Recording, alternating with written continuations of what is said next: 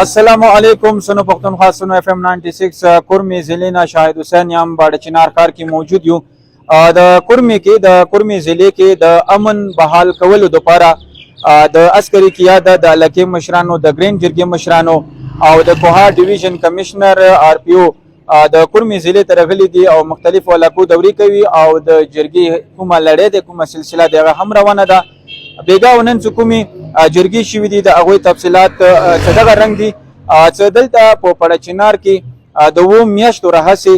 کوم د ټل پړچنار کوم مین سړک ته هغه بند دی د دې لپاره فریقین او د ضلعي انتظامي ترمنځ خبرې اترې شوي دي او د دې کولولو لپاره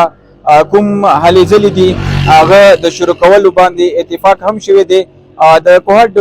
کمشنر چې کوم دی هغه یو امید ښکاره کړی دی چې کرمي کې به دوباره هم زر تر زر راشي او د کوم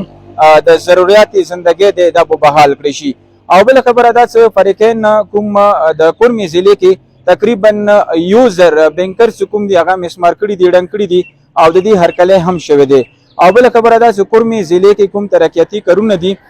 کوم د ضلعي محکمو اجلاسونه به کیږي او د کوهاټ ډیویژن کمشنر دی د مختلفو علاقو دورې به هم کوي عسکري قیاده د هم ویلي دي چې په کرمي کې د امن بحال کولو لپاره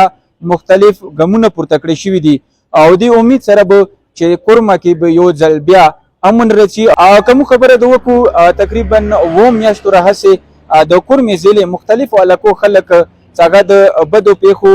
او د